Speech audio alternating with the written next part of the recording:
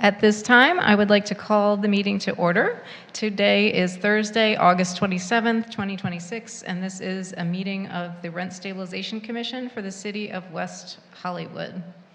We would like to begin by acknowledging that the land on which we gather, currently known as the City of West Hollywood, is the occupied, unceded, seized territory of the Gabrielina Tongva and Gabrielino Quiche peoples. And Commissioner Bass would like to lead us in the pledge. Please rise and repeat after me. I pledge allegiance to the flag of the United States of America, to the republic which stands one nation under God, indivisible, with liberty and justice for all. Madam Secretary, may we have a roll call, please? Commissioner Bass? Here. Commissioner Copeland? Here. Commissioner Kerpes? Here. Commissioner Rory? Here. Commissioner Topchin? Here. Vice Chair McCafferty? Here. And Chair Goldman? Here. So we have a quorum. Okay, we're now going to approve the agenda. So I'll give everybody a minute to look over tonight's agenda, and then somebody, when you're ready, you can make a motion.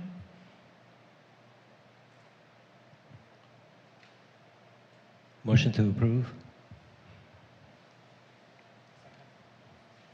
Okay. We have a motion and a second, and let's just do a voice vote for this one. So all in favor?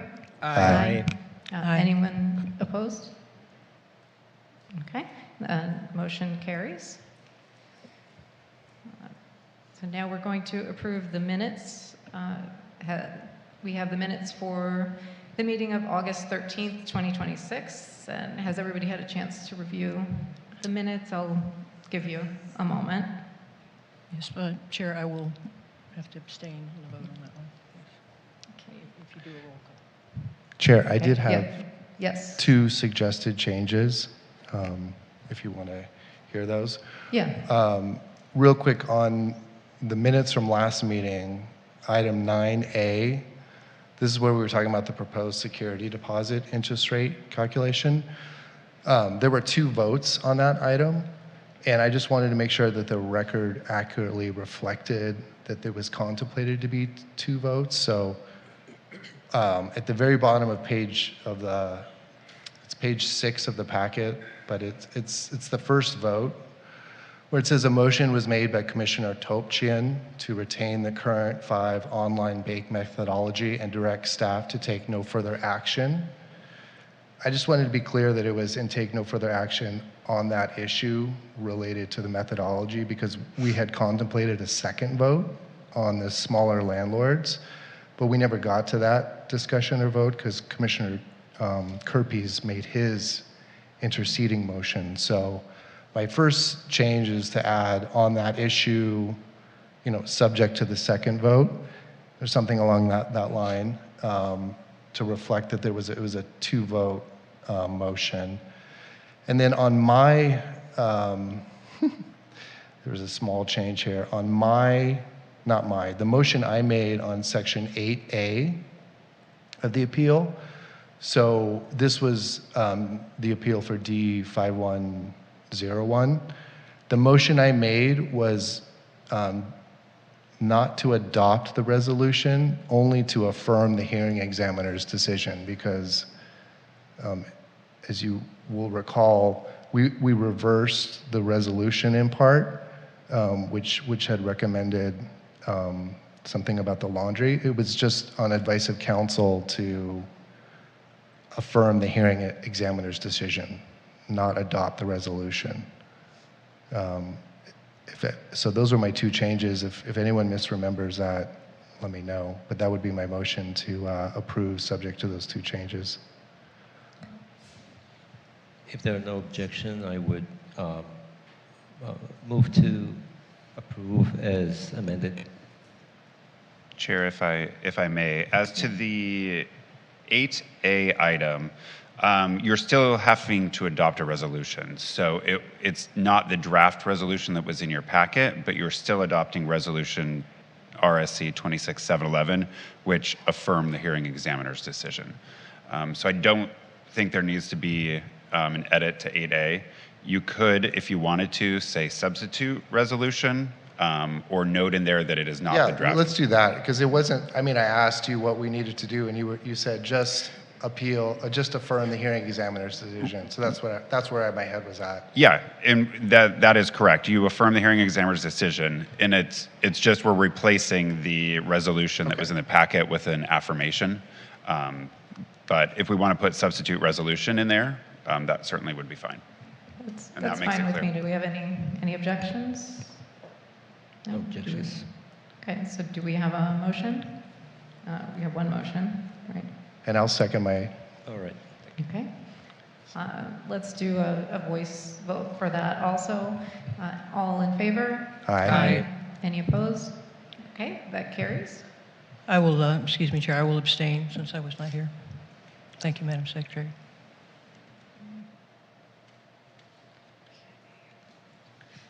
Okay, so next we have public comment, and we do have one speaker. Madam Secretary, do we have any other speakers? Okay. So we have one speaker here, Bethany Sturdivant, and you will have 3 minutes to speak, and please state your name and your city of residence for the record.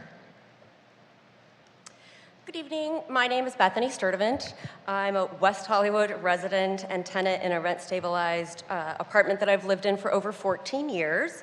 I'm here because of an issue in my own unit that I believe also highlights a broader gap in tenant protections around ventilation and extreme indoor heat. 2 of the 4 bedrooms windows were permanently sealed last year. Management has told me they cannot be reopened, and I've also been told that I cannot install a window air conditioning unit. What makes this especially confusing is that comparable windows in the lower unit remain operable and also contains a window AC. I've contacted city departments including building and safety and code compliance. I have not heard back from BSD, but code did come out last weekend. Code did send a notice to the management company, but I still have yet to hear anything from the management company themselves. But from a rent stabilization perspective, I have a separate question. If previously operable windows are permanently sealed, can that constitute a reduction in housing services, and what remedy does a rent-stabilized tenant have? I'd also like the Commission to consider a larger policy issue. Los Angeles County has adopted a maximum indoor temperature requirement for rental housing in unincorporated areas beginning January 1st, 2027. Most covered landlords must ensure that habitable rooms can be maintained at 82 degrees Fahrenheit or below. The county does not require central air conditioning. Landlords can use portable cooling, passive measures, or other safe code-compliant solutions. The important thing is the result, maintaining a safe indoor temperature. West Hollywood is an incorporated city, so that rule does not automatically apply here, but West Hollywood has historically been a leader in tenant protections, and I think we should ask why renters here have less protections from extreme indoor heat than renters just outside our city limits. My situation illustrates the problem. If a landlord can permanently seal windows and restrict cooling equipment, what standard determines whether the unit is still adequately ventilated and safe during extreme heat?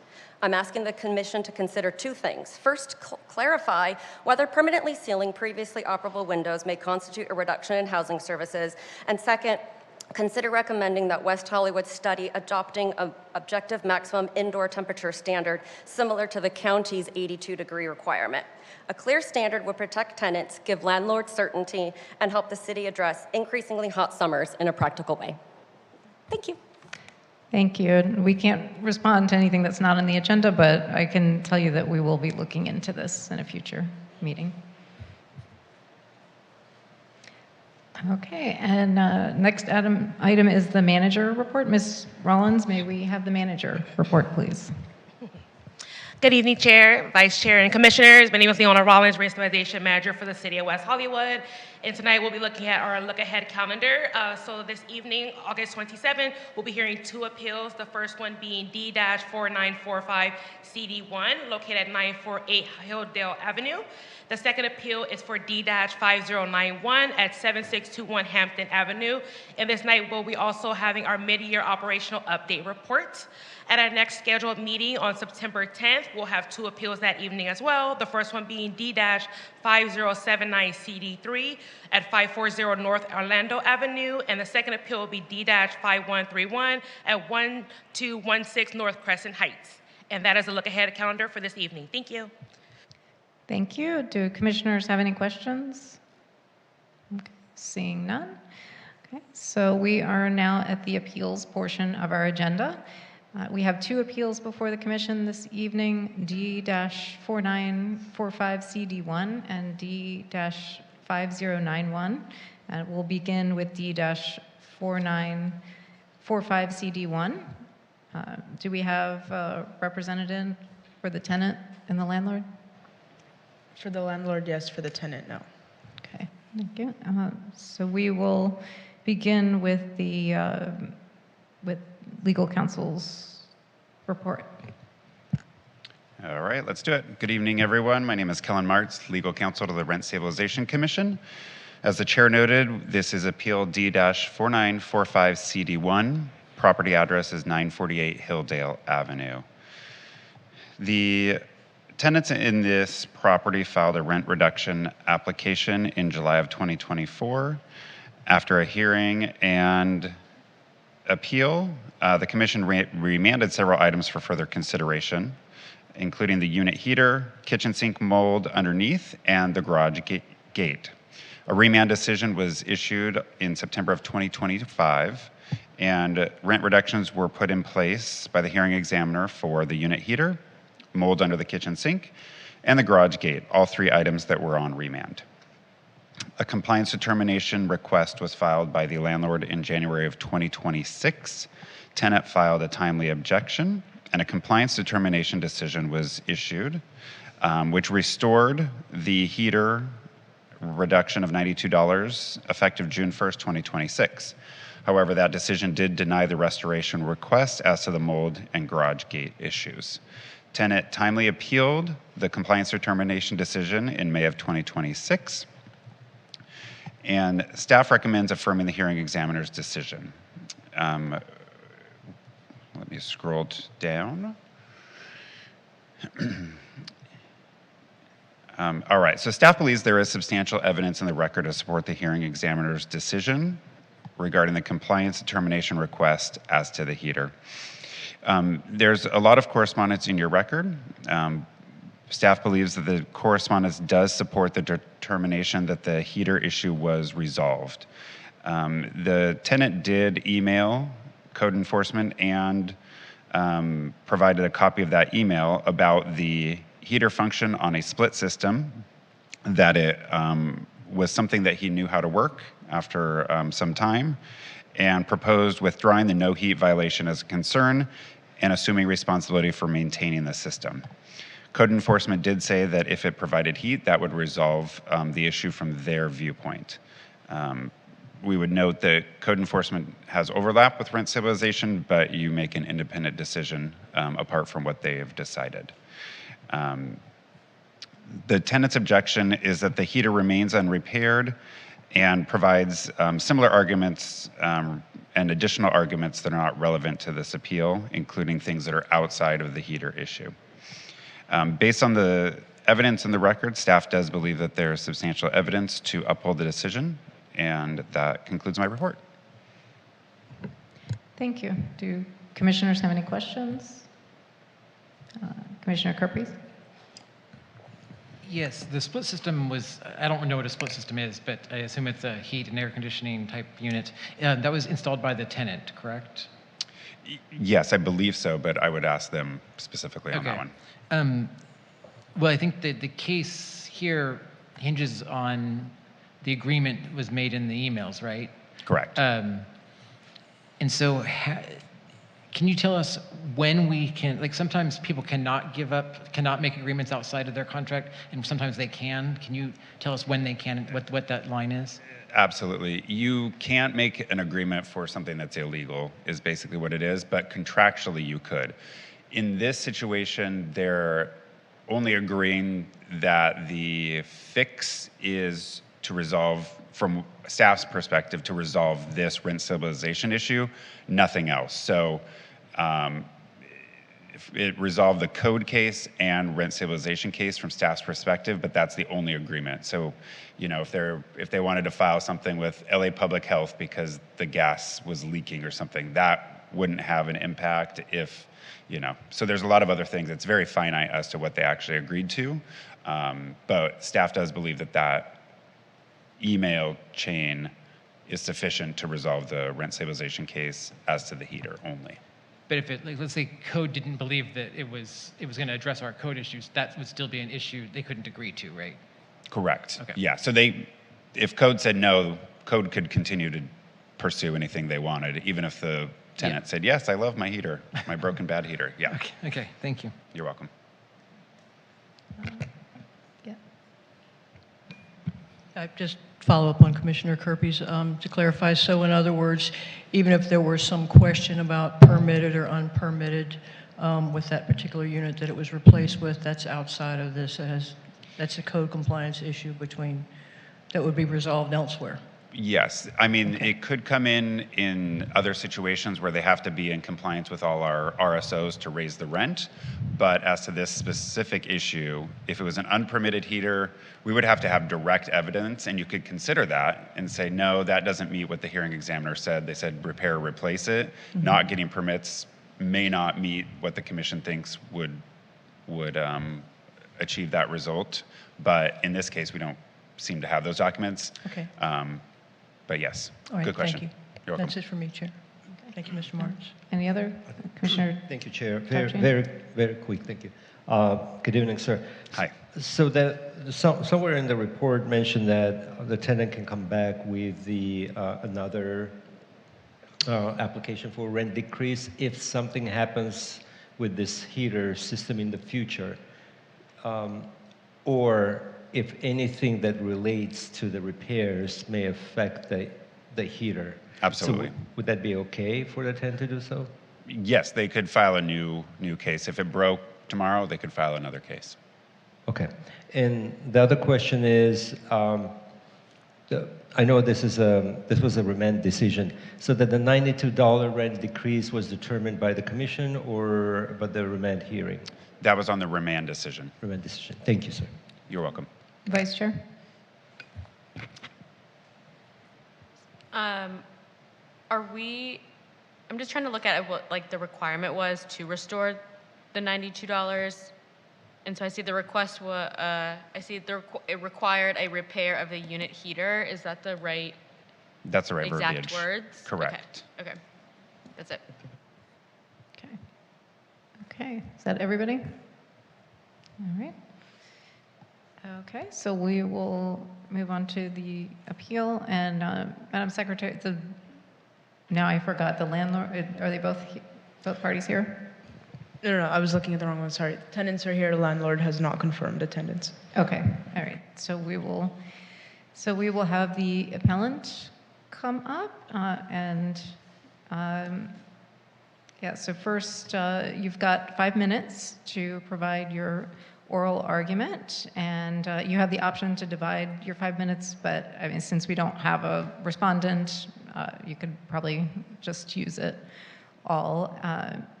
And please state your name and your city of residence for the record, and you can proceed with your comments. It's important that you stay focused on what we have before us, so we can't consider anything outside evidence. So to get the most of your time, try to stick to the issue that we're considering here. Okay.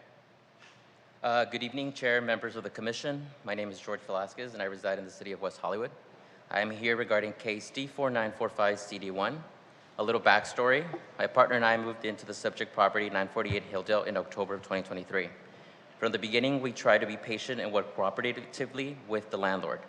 The property had significant deferred maintenance, and although we repeatedly brought these issues to the landlord's attention, many requests were delayed or went unanswered. We ultimately found ourselves taking care of some of those maintenance items at our expense.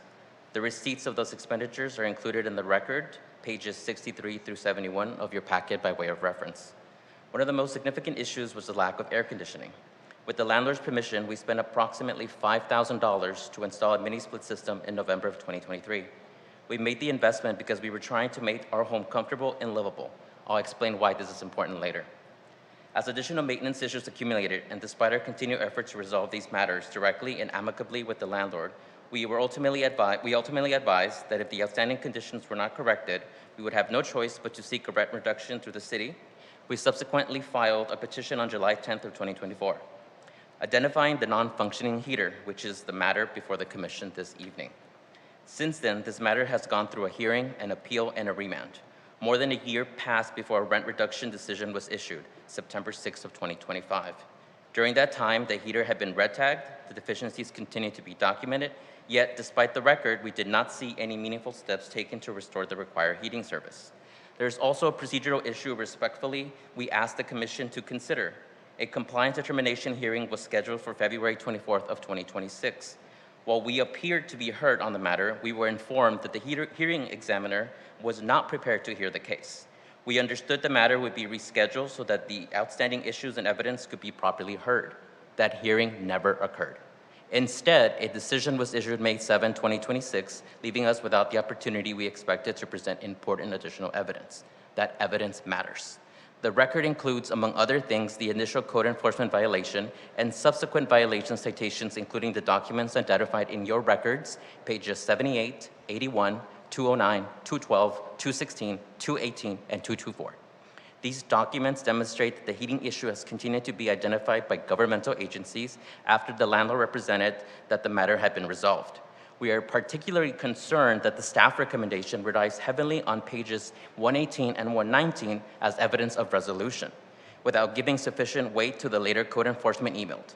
At page 199, Code Enforcement Officer Lee identifies the specific steps necessary to bring this matter into compliance and close the case.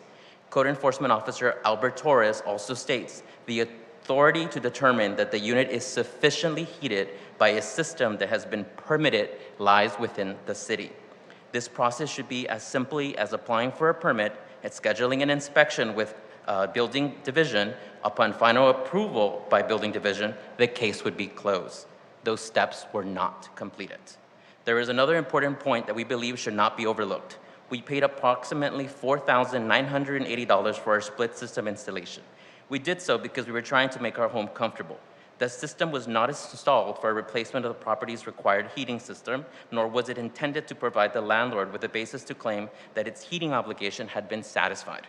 We therefore respectfully ask the Commission consider the completed record, preserve our opportunity to present the evidence that was not heard, and ensure that the rent reduction accurately reflects the continued loss of the required heating service. We believe the full record supports the conclusion that the heating deficiency was not actually remedied and that our efforts to mitigate the impact should not be held against us. We ask the Commission reverse and remand the decision for further consideration. Thank you for your time and careful review of our appeal. Thank you. And since there's no one here to rebuttal, so we'll go to questions from commissioners. Commissioner Topchin. Thank you, Chair. Good evening, sir. Mr. Velasquez, I'm reading right now is before me the email which I believe was sent on January 14, 2026, where you proposing the 3 points, and you clearly acknowledge that the cooling system, the heating and cooling system is installed, and then now you know how to switch how to operate the system, and you agreed that the issue has been resolved. And this is in January of 2026. In your statement, you referenced the city, the document that was issued early in 2025 sometime. So how you explain this email? So do you agree that you basically accepted that this issue was resolved and that you were satisfied? There's more to that side of the story. And again, I'm trying to stay on topic. During this time, the landlord had issued a 3-day notice to perform or quit, in where they were potentially trying to evict us because we had an unapproved HVAC split system in the unit. That is the basis of their case for eviction. So as a way to mitigate that eviction, we conferred to the landlord saying, we're willing to allow the heating portion of it, meaning if you're fine with us keeping it, remove that from the eviction case, and we will concede to it as long as building and safety is okay with it. The city inspector, Albert Torres, who came in, said that the proposed resolution that we proposed would be agreeable only if specific steps were taken. The steps would have included for the landlord to apply for a permit, to get the unit permitted, and then have city come back and satisfy it as completed. The landlord never did that. He just left the situation as is and figured this was completed. I proposed a resolution. This is not what I said, we're done with this. It was just a proposal. And I think staff is using my proposal as my admission that I am agreeing to this resolution, and that is incorrect. Yeah, because thank you for your response, but the way it's written and the way that I'm reading it, it clearly, it's your acknowledgement that this Commissioner issue has been Topchian, what page are you looking at so It's I can see as well? 110, so the commissioners. It's So the- 118 in the blue number. What's that? The blue number on the thing. Oh, yes, yes, you're right, 119 of the packet. 119 of the packet. So, And what date do you see that email is being sent on? well, on the top, I see the date, January 14, 2026. So on the bottom of 118, are we looking at the bottom of 118 and the top of 119? Yeah, it's the December 3rd email. It's December 3rd, right? Yeah. It's not January. We're at a different email from? For clarity, Hold on, let us clear this up. Like a formally withdraw this one, so that's from December 3rd. Oh, that is that's like a print yeah, date. email Okay. was sent on December 3rd. Email was sent on December. Thank you for that clarification. So, but this email, clearly the way it's written and the way I'm reading it, it's a clear confirmation that this issue was resolved to your satisfaction. That's what I'm trying to understand. So now you mentioned the 3-day notice, which doesn't relate to this issue really, to this appeal. But I mean, the bottom line is you send this email. again, to reiterate, if you read what I specifically state on my email, I say, I apologize if I feel I was being combated. I was not. Email, unfortunately, does not capture a true tone. Nevertheless, I share the sentiment about having this issue resolved. It has remained unaddressed since July 1st, 2024. Albert, and this is me sending the email to Albert Torres at Code Enforcement, at this crossroad, if I am able to figure out how to turn on the heating capability on this unit, can we do the following? 1, I will withdraw my violation. I assume responsibility in maintaining of this unit moving forward. We mark the violation as resolved on November 26, 2024. Of course, with the caveat that the landlord, Paul, agrees to this resolution. If not, Paul, would you kindly provide me with your next available date for the removal and installation, because he was trying to install his own system. I will be home Friday the 29th in the event your contractor is available. Again, proposal. That's all it is. So I don't want it to be misconstrued that that was my assertion saying this is resolved. I'm confused because I'm not following. Do you have the page in the packet that you're talking about? Because I just want to make sure I'm following. Because the last email was actually December 3rd, and now I think I'm reading something else. So the email that I just read is your packet 119, and that is from me to Paulo Del Vecchio and Albert Torres, dated November 26, 2024.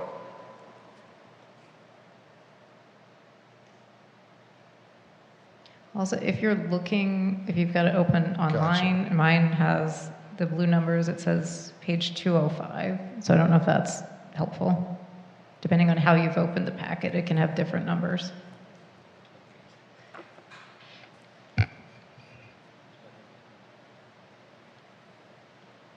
So I have a follow-up then. I guess my question is, so if in November 26, you're saying this is what I propose, the email above that from December 3rd says,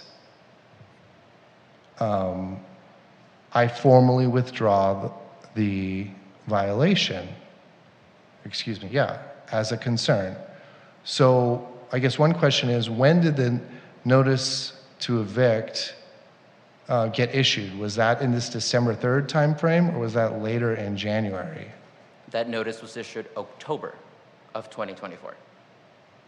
So it's prior to this happening. This was Okay. in conjunction. So you make a proposal in November, you formally withdraw in December, and the reason you withdrew was because you were were you still in the eviction stage process as of December? That is correct. And there are additional emails that we provided that was supplemental to this because the landlord provided what was, again, the narrative is clear that we had accepted. That's not what occurred through this email chain. And that's why it is unfortunate that staff Well, only... aren't you saying that you withdrew the application as a concession to try to help with the eviction process? That was my intent. That Yes. was your intent? That was my intent. Okay. That did not happen. That did not... Correct. What part didn't happen? The withdrawal didn't So happen? my or- withdrawal proposal was specifically to code enforcement saying, how do we get this remedy? Following that email that you just listed on November 26, 2024, there's another email right above No, it. I can't follow all of that. I just need to, in December, it really reads like you withdraw, and you're saying your intent to withdraw was to help with the eviction process. That was my proposal, again. Okay, and then I guess my other quick question was, what's wrong with the heater? I mean, in like 2 sentences or less, is it, because you guys spent a lot of money putting it in, so like, So here's a quick picture. I just need like 2 sentences real quick. And I'll be very quick. It's a wall gas heater. This is a central electrical heater. It does not work. The gas line has been tapped by SoCal Gas, that it is a non-functioning heater. That's what's wrong with it. Okay, was it functioning when you wrote the email on December 3rd and you withdrew the It application? has never been functioned. To this date, it has not functioned. So you withdrew the application, or your intent was to withdraw the application knowing that it wasn't functioning because you were trying to gain some advantage or assist with the eviction process? That was the attempt, yes. Okay. I apologize, I just need to make sure on those dates. I'm done with my questions. Thank you. Thank you. Commissioner Copeland. Thank you, Chair. Commissioner Rory asked the question I wanted to ask, but referring back to that email that was written on December the 3rd, it does say in the middle of it, in between after number 4, it does say, now that I have been shown how to switch the system from cooling to heating and can confirm that it can accomplish both, I would like to progress the following. So that you're saying, you confirmed that you were able to switch back and forth, but then it stopped subsequently, or? We are using the language on there to be conversely to what occurred. Now, my proposed resolution was to withdraw, and right below 1, 2, and 3, I specifically state, Kevin, Code Enforcement Officer, can you confirm if this would be an agreeable resolution for the no heat violation? If this, however, is not agreeable, Paul, can you kindly provide the next date of the contractor can come to remove and install your unit? Thank you. Yeah, I just said that my question was because when you're reading this, it appears that it's saying, I know how to do it now, and it Correct. does properly. And that's not how it should read. I proposed it. I asked Code Enforcement if this was an agreeable resolution. Code Enforcement gave a response, but the response included these 3 items need to be followed in order for it to be considered resolved. Thank you. That's it for me, Chair. Thank you. Can I- So are you, because I want to try and help clarify some of this, maybe, are you saying that you made this proposal and nobody answered your proposal? Was this a proposal to the landlord? Is that what you're trying to say? And No, it was a proposal to code enforcement, and code enforcement answered. They did answer it, but they gave specific guidelines of how this would be an agreeable resolution. And you're saying the landlord did not? That's correct. And then what proceeded from there was the landlord never did what they were supposed to do. Okay, okay, now, Commissioner Topchain, and then Vice Chair. Mr. Velasquez, you're saying that the code enforcement gave you a clear guidance to how to write this proposal to the landlord. And I'm reading the third item, which says, I assumed responsibility and maintenance of this unit moving forward. Are you suggesting that the code enforcement basically put the responsibility of the service on you? If there would have been an agreeable resolution, yes, they would have made me responsible for it. And was there anything that would, do you have anything from the code enforcement that specifically says that you have to assume the responsibility and maintenance for the housing service? I do not. Their last email to me specifically gave the guideline again to the landlord.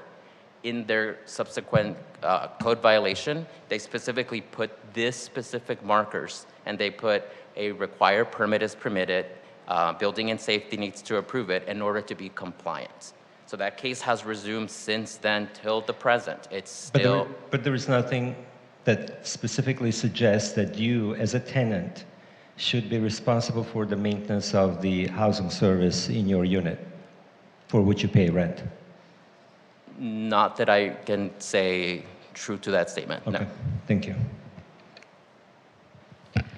On this December 3rd email,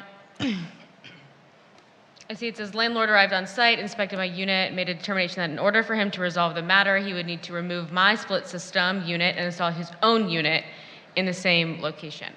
To me, what I'm reading from this and a bit of the discussion is that you installed an AC unit, your landlord had to fix your heater, and in order to fix the heater, he needs to remove your AC unit, which you don't want to happen, so you made an agreement that said, don't remove my AC unit, it can heat, I'd rather just have this unit because it can do both, and we're good. And then it seems like you're saying, no, that's not the case, so I'd like you to, kind of like with that summary, like Sure. Explain how that's wrong. Okay. My split system was initially installed for AC. I didn't know it had capability of heating. The wall unit is gas that provides heat. When this came into a hearing and when this came remanded, the landlord did not want to invest money into fixing the wall heater. His proposed resolution was, I'm going to install my own system, a heater, similar to my split system, but your thing needs to go down. That's where we were at that crossroad. So once I learned that my system also had the capability of switching, I proposed the following, given that there was also an unlawful detainer kind of going on. I said, this is what I could do in proposal to remain. I had paid $5,000. I wasn't about to just remove that, given the fact that he gave us permission to install. They never followed up with what code enforcement said would resolve the matter. Code enforcement agreed that my proposal could solve the matter if the landlord did the following, which they didn't. And you don't have to know the answer to this, but we work a little bit in vacuums here. It's local government, so apologies, but it seems where you're sitting is that code enforcement gave instructions.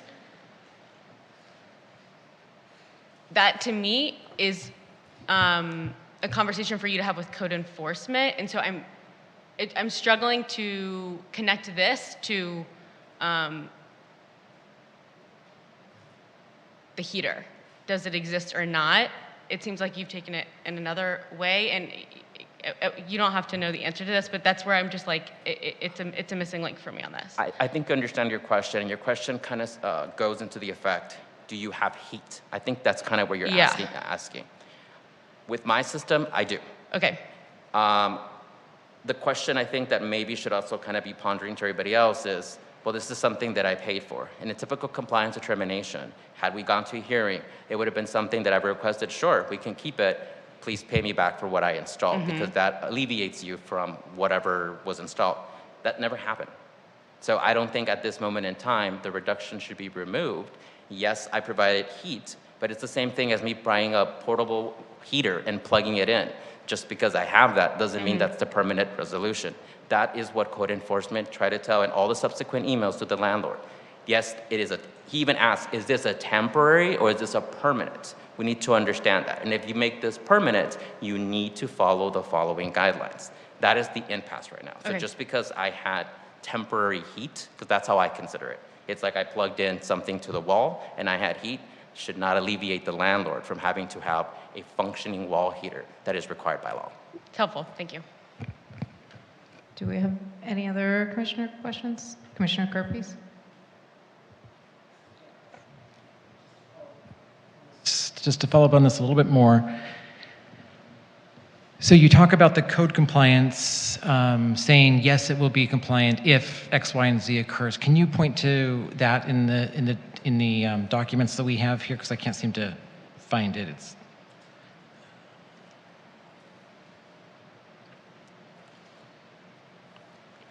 It's page 199. Is that the blue number? Yeah, the blue number.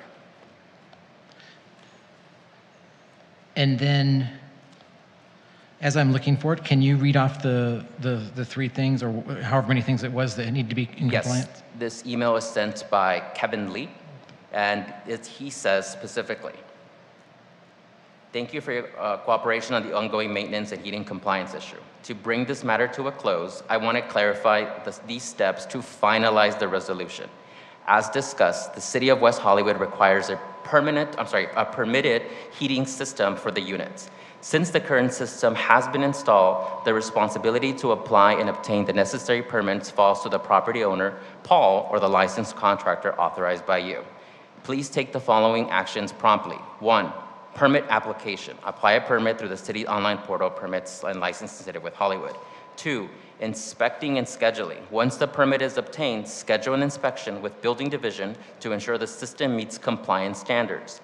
3, notification to the tenant. Notify George once these steps are completed to ensure transparency and avoid further delays. This is the final communication from the city on this matter before formal enforcement actions are initiated. Thank you. And what happened after this? Did the landlord meet any of those three? No. What's the page number? 199. 199 199? in the blue numbers. Or it looks like it could be 190 on the side if you're viewing it, or 199.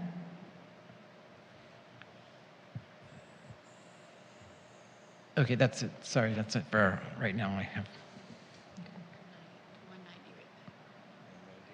Any other commissioner questions?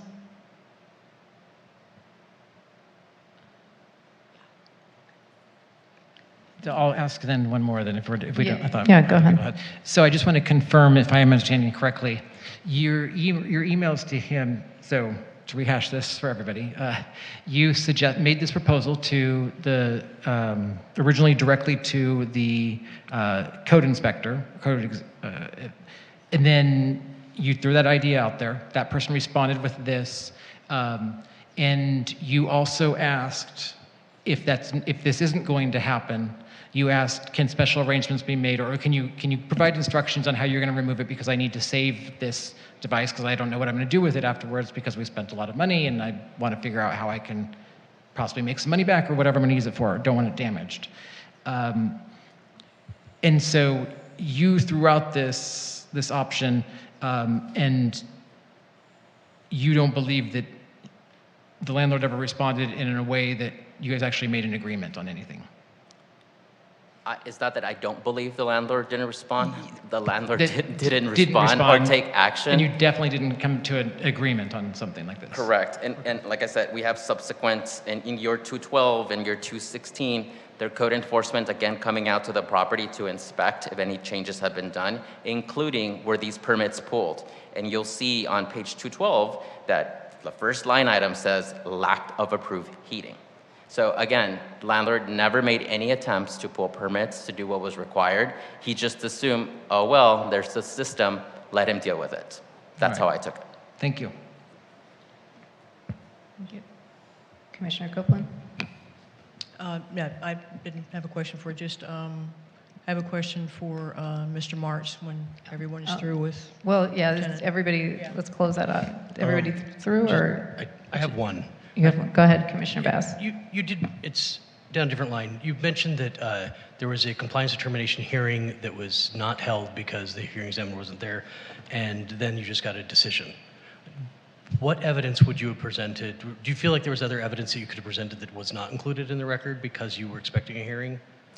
Yes, the subsequent code enforcement violations from both Code Enforcement City of West Hollywood as well as LA County, who has also issued a compliance to them. Before the hearing that was scheduled, that Yes. you carried with you that day? Okay, thanks. Okay, so it seems like we're done with questions. You may take your seat, and we will now move on to the deliberation. I think Commissioner Copeland had a question for legal counsel. Just had a couple of questions for staff and Mr. Martz. Part of it was following up on Mr. Bass's question. I don't want to talk about any new evidence, of course, that was referred to in the written statement that we got, but just on a procedural matter, there was a mention of a February 24th, 2026 hearing that the hearing examiner was not prepared to hear this, but I don't see anything of that date in our procedural background. Was there supposed to have been a hearing or another hearing that we're not aware of?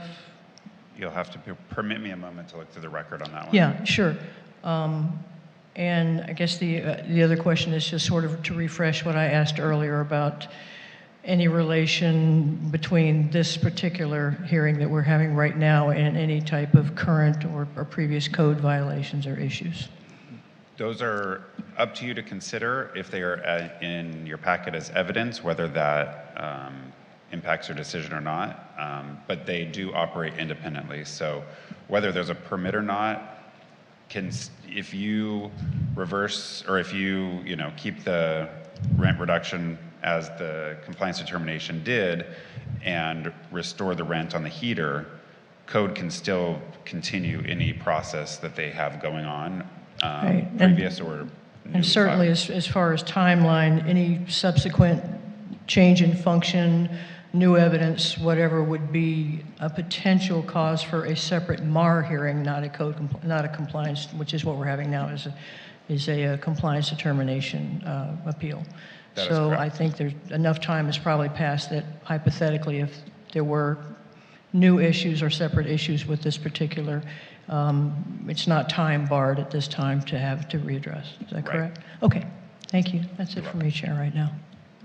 Commissioner Topchin and then Vice Chair. Thank you. At this point, we close the oral argument, or we still can ask the question, or you closed it already, right? Yeah. Thank you. Mr. Martz, my question is, I think the tenant, I wanted to ask him, he spent $5,000 on to remedy the issue. Excuse me. And I believe in the past when we had similar situations, appeals, when a tenant would spend the money out of pocket to remedy, to fix the issue, we didn't consider that as a compliance, that the landlord met the compliance determination. Is this something that staff looked into, or you, from that perspective? Are you asking the regulation 60048 regarding reimbursement? Probably that would be that one. Yes. So that only applies to a finite number of maintenance or housing issues, and I'm reading as we go. I can't say yes or no because they haven't filed it and we haven't looked at it. But the categories are paint, window coverings, carpet, vinyl, linoleum, flooring, wallpaper, or appliances. It's that last one where, I it would be a hearing examiner that would make that decision. So Can you read it again? I'm sorry, I missed that part. Yes, the one is appliances. And so it would come down to whether the hearing examiner felt that the mini split is an appliance or not. I won't bias that decision if it does come through, but it's not everything that they can do. And it's regulations 60048. But you didn't firmly determine anything in that regard? We have not looked at that, and that request hasn't come through in this matter. Okay, thank you so much. You're That welcome. helps. I have a question for staff.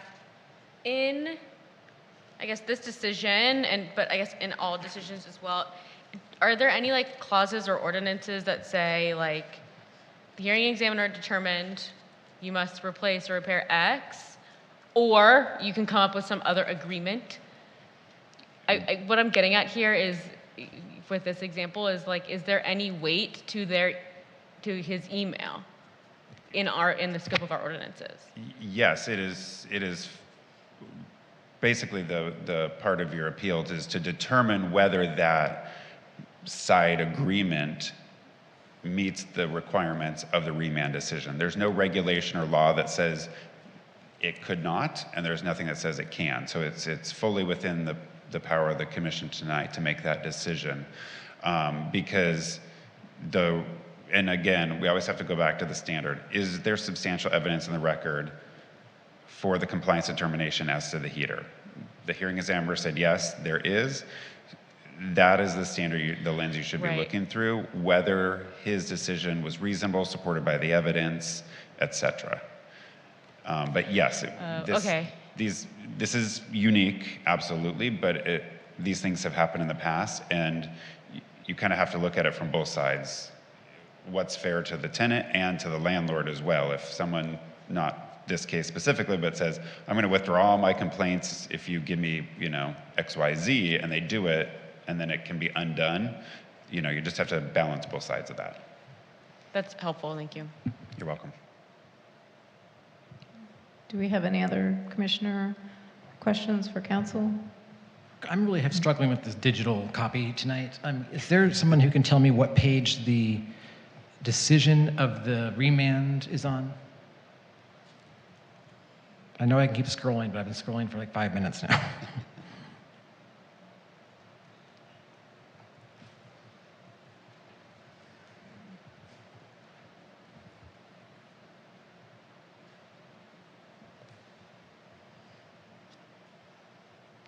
It is challenging. I don't want to lose my place, and then once you find your place in the thing that you want to talk about, you don't want to lose it, and then Yeah.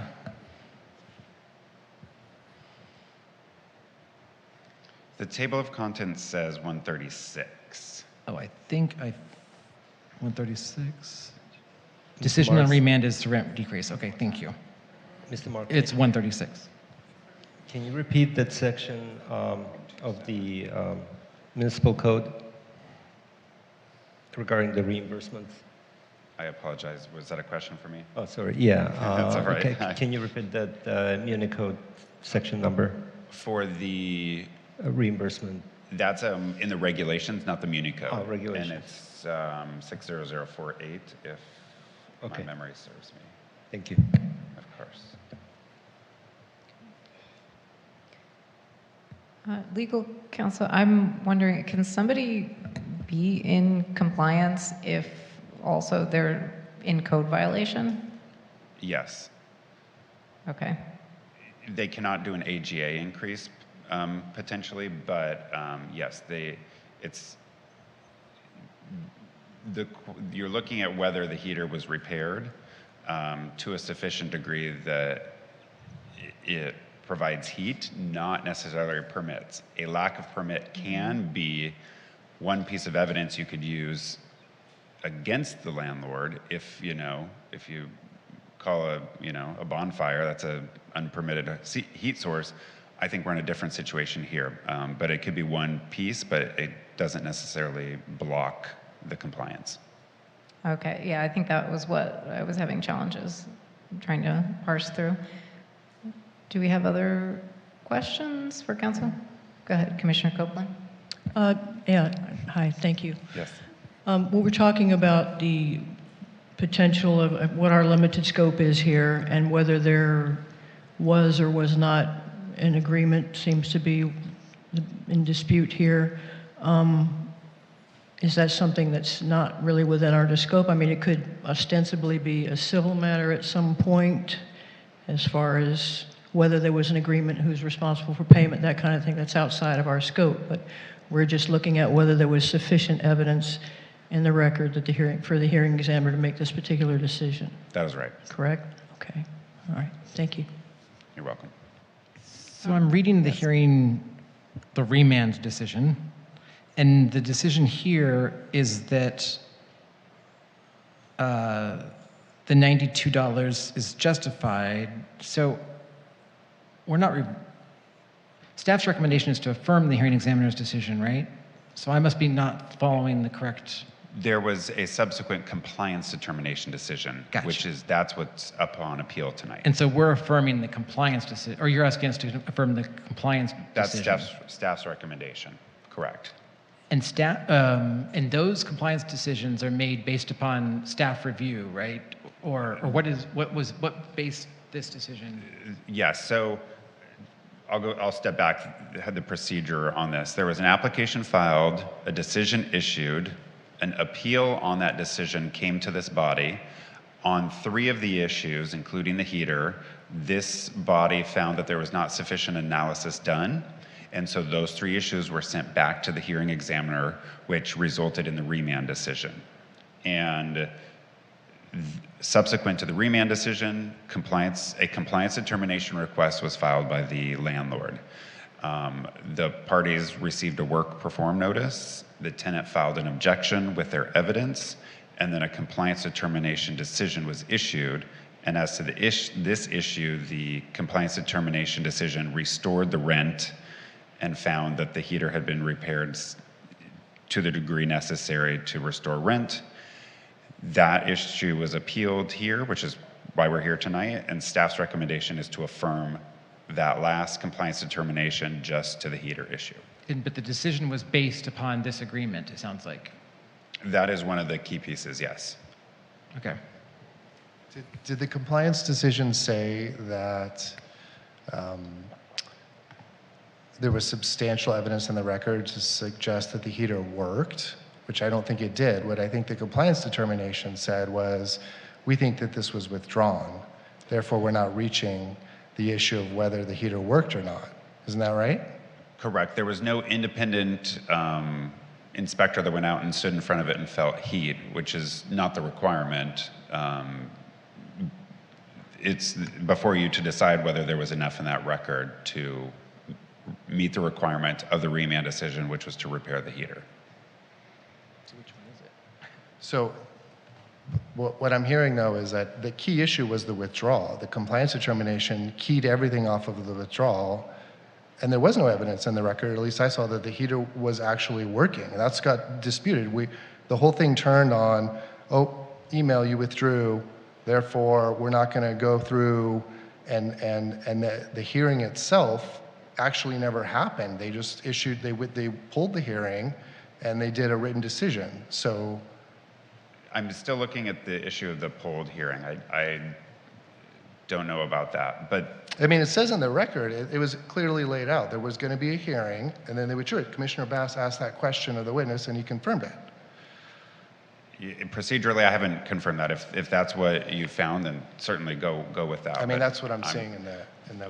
But and one of the earlier questions, which is fully with the commission to debate and decide tonight, is whether the agreement that was made is the withdrawal agreement, right? Because that's no. Well, the email that said I would withdraw, yes, that's the withdrawal email, agreement. Yeah, is sufficient to meet the requirement of the decision.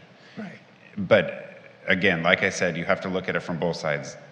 To a landlord, if someone says I'm going to withdraw this issue, then is it enough, and is it reasonable for them not to continue to do the repairs? That is the key distinct question, I think, before you to debate, or one of. So, would you have? I'm ready to to kick Is- things off if you want, or do you have more discussions? Because this one's Yeah. really convoluted, but. Yeah. Do we have any more questions for legal counsel, or we want to just start discussing? Yeah, no questions for the legal counsel from me. Okay.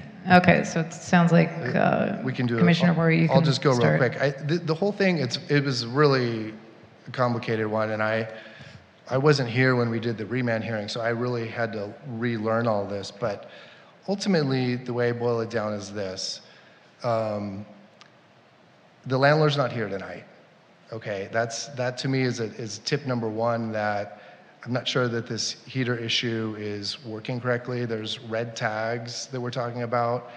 And it really bothers me, this specter of an idea that a tenant was forced to make a concession about something because he was afraid of getting evicted. Like, that whole landscape for when the email withdrawal occurred is really, really troubling. I get where staff wants to be fair about withdrawals. When you say I withdraw, no takey backies, as it were. I don't know what the phrase is, but for me, when you have a process play out like this, and then the compliance determination is supposed to try to figure out, is there significant evidence in the record that the service was restored? And the only evidence they really point to is the tenant agreed it was restored, and he withdrew his appeal. But we all know that that was kind of not accurate. At least that's the way I'm reading it under the, and then the tenant was expecting to be able to have a hearing to actually present evidence on the compliance determination, and that hearing never happened. And then just a few months later, whoops, got something in the mail saying, oh, you appear to have withdrawn.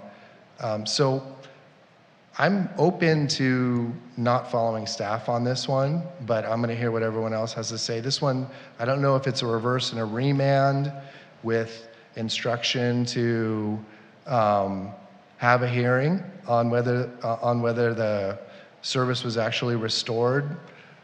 I don't know procedurally, but this one really troubles me, and I am kind of sympathetic, and the landlord's not here.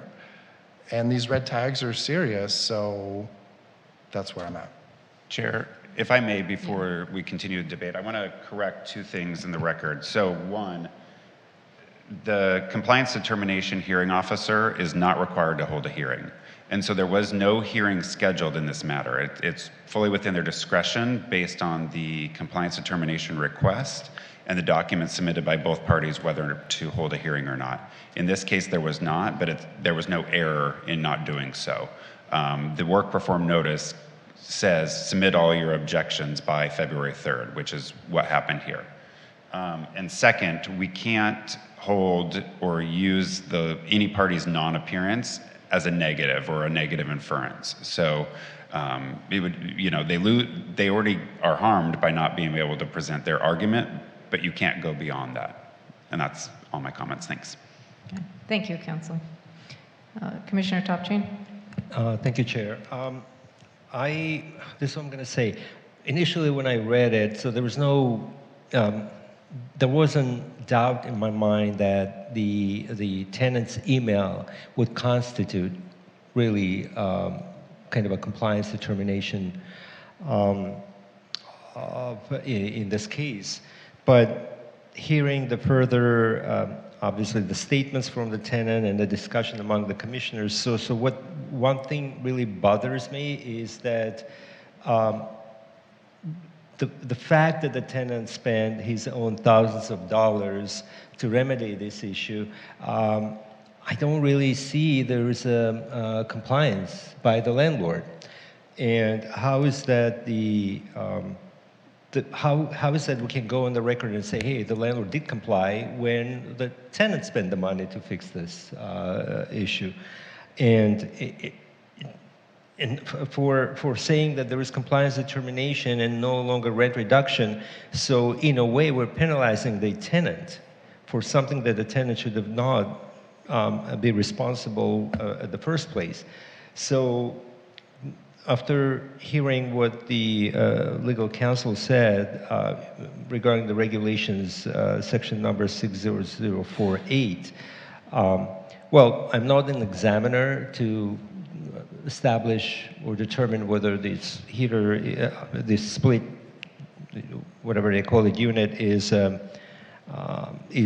appliance or not. In my opinion, it is, but I don't know how the examiner will look into that. And considering the arguments made by Commissioner Rory, so I do believe that this should be sent back to the examiner. That's going to be my kind of position. Although initially I agreed completely with staff's analysis and the position on that email from the tenant, which was December 3rd, which is considered as acknowledgement that the issue was resolved. But that one thing really bothers me. So that's why I really want to go back. Thank you. Thank you. Commissioner Kerpes? So I think I agree almost 100% with Commissioner Rory on his analysis. I just want to say two things. When I was reading the case, even though it was very clear to me that there was an agreement to, or there seemed to be an agreement to agree that this would satisfy, between the tenant and the landlord, this would satisfy the requirement. It didn't make sense to me, first of all, financially, why anyone would agree to that. That just didn't make sense to me. But then also, I thought it was interesting that in all the emails that I talked about that, he did leave kind of this aside where, but if we're not going to do that, leave me this way to be able to, so I can save my investment so that you're going to take it out properly. So that's kind of stuck in my head. And when we had this discussion tonight, and then we learned about the reason why he made that proposal, and what it was a proposal. We don't see anything that the landlord agreed. And then to find out, to kind of dawn on us at the end that this was all decided based upon, it had to be determined on that decision, because there's no evidence to show that heater, I don't think anyone up here believes that heater is fixed, that the heat, other than what the tenant is providing, is there. Am I wrong on that? Does anyone believe that the heat might be fixed on its own without the tenant's machine? Yeah, I think we're all in that agreement. So to find out later that it was someone who reviewed the evidence and then had to have based their decision on that agreement, and I know I questioned that agreement under why it was made. It was under duress, the eviction. So to me, this is an easy one. I would not remand it. I would just overturn the decision and keep them out of compliance, make them show compliance again. And to talk about fairness, nothing is fair, or nothing, this is a win-win for, if we were to affirm the hearing examiner's decision or affirm the decision, that would be a win-win for the landlord. There's no fairness in making the tenant pay for the error or the problem, and then the landlord not having anything to pay it. So, the Commissioner, you're just saying to overturn instead of a remand. So no new hearing. Okay. Yeah, to overturn the compliance determination. Okay. Commissioner Copeland? A lot of good points have come out. I remember testimony earlier tonight, though, from the tenant that he purchased this unit for cooling purposes, and then subsequently said in the email that now that I know how to switch it, it can be used for both. So I'm willing to withdraw.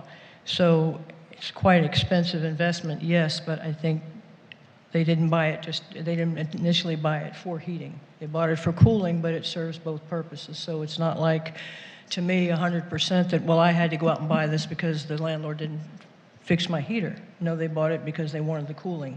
It also functions as a heater. So otherwise I would be in the same, frame of mind of perhaps reversing, but because of all of these sort of lingering questions and the remarks that, now that I know how to do that, I'm willing to drop it, and also the testimony that I got this for cooling. They did not buy that $5,000, for heating, but it happened that it could be used for that as well. So that gives me some pause with a reversal without another look at all of the facts here. So, I would be more inclined toward a remand to sort all of this out. That would sit a little bit better with me, but I'm certainly open to what the rest of my fellow commissioners think about it. But those two things, because initially it was the same way for me, but then hearing the testimony and seeing the email, although it's not as clean and as clear-cut as I would like it to be, right? There was scant evidence in this to me from either side, really, to make any kind of a decision. But I would be more tempted to do a remand just to look at everything to a bigger extent, and also because I know this was not just, well, my landlord's not fixing my heat, so let me go out here and buy something and do it myself, is the way that I understood the testimony anyway. Yeah, go ahead, Commissioner. I just want to know the difference. So if we were to remand, in all practical senses, if we were to remand, it means that we're requiring both parties probably to have to do something to come back to the table. It would be reviewed. If we don't remand it and just overturn it, the landlord could tomorrow immediately do a file for a compliance and force the tenant. Basically, one would force them to do something, we're forcing them to do something, and the other one is it would be up to them to take further action. If you reverse, then the 92 stays in place and everyone goes on their way and does whatever they want to do. If you remand, it depends on your remand instructions. You could remand with no hearing and just for them to review the evidence better. You could do it like normal and there would be a hearing where they could present evidence. I don't want to influence your decisions. If there is remand, I do have some language I think that would help, but it's completely up to the commission on which way to go. Okay. Vice Chair. A lot of convoluted notes, but it all for me comes down to repair the unit. The unit's not repaired. So just reverse the decision and the landlord needs to repair the heating unit. That's it. Yeah, I'm also struggling with the fact that there isn't a closed loop. It's a proposal, not definitely saying, oh yeah, this is what we're going to do, and that was agreed upon. It seems like this is his proposal. Commissioner Bass?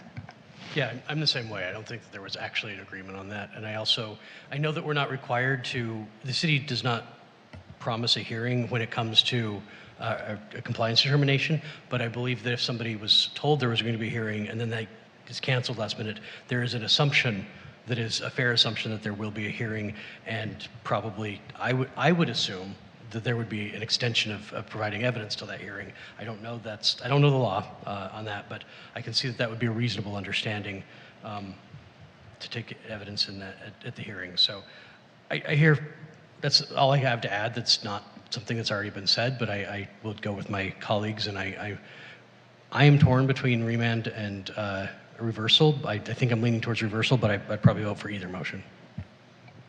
Do we have more discussion, or does... Chair, Yeah. the reason I would suggest that we go, I would recommend the remand, not just overturn the decision, is because I want to set a record clear, is this split unit does it considered as appliance? Because this is probably going to come up again before us. So we want to set sort of a precedent or record, and to know whether this new kind of a type of system or unit, split unit, I don't want to say appliance, that split unit falls under regulation 60048, so that the examiner can establish that. And if that's so, I want to know what would be the examiner's decision in regards to that $5,000 or thousands of dollars that the tenant spent. to remedy his own housing issues. So that's the reason why I wanted to remand this back to the hearing. Thank you. Looks like legal Chair. counsel has something to say. Yes, if I may, 2 quick points. If there is a remand that is the majority vote here, it is solely a remand on the compliance determination decision. So it's not a remand on the first remand decision. It's not a remand on the initial decision. It would just be as to whether there was compliance as to the heater. And so we can't expand the scope because the appeal is within the box, just like tenants can't expand the appeal beyond what they asked for. The commission can't do that as well. And I want to note, in the work performed notice that goes out, it's actually the opposite. It's very clear that the parties have to submit all their evidence by a certain date, and that, if appropriate, a hearing may happen. But it is not guaranteed, and it's very clear that they have one shot to submit their evidence. I think it's been standard practice that most will, but I would say 10 to 20% don't result in a hearing. So it's not a requirement under the law. And if there was a remand, they would be looking at all of the same evidence. Is that correct? Yes, and on remand, you could give specific instructions about what you thought was missing from the, or kind of direct them, but it would just be as to whether the landlord has complied with fixing the heater. So if we were to overturn, then the landlord could go back and submit another compliance determination, then the record would be open and everybody could submit all new evidence. If you reverse, the landlord could do nothing additional, no additional work, but submit better documentation, or they could go in and do work and submit that. Those would be the basically 2 options. Okay, so thoughts from other commissioners? What you're saying, Mr. March, is that what I wanted to request from the examiner is not going to happen in this remand. Yes. Although in the past we would give additional instructions that may not necessarily directly be connected, but in this case, I see the instructions I wanted to include, they are connected to the compliance determination matter. I understand your point. Sometimes we've asked, does this municipal code section apply? Here, the tenant has not even asked for that, and so that request may come to the city, and it would need to go to the city first through the lovely lady here, the lovely lady there, myself, before. So if we stick it into an appeal, it goes backwards in the process. And so we would have to limit that portion of it. Because that makes my job hard at this point, harder to make a decision, because otherwise I would agree with your findings. So there was nothing that I would say the agreement or that email was sent, raises any questions in me. So the only thing that would bother me is this part, and I wanted to send it back because of that, because I thought we can give the instruction to the examiner to look into that. So I don't know if you guys can, Commissioner, sorry. It sounds like maybe we could request that staff in the future bring that. If we're asking certain questions, we could ask staff to do that research and bring it in a future meeting. And then we could sort some of that stuff out. Commissioner Copeland?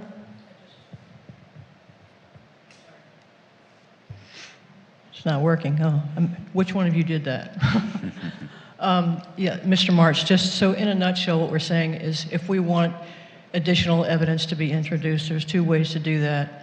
Either the tenant at some point would, if they wanted to, request a new MAR hearing, or if we were to reverse this decision and leave this in place, the landlord could potentially file for another compliance determination and present evidence saying that, look, it has been fixed or completed or whatever. But that's really the only 2 ways that that new evidence could really be presented.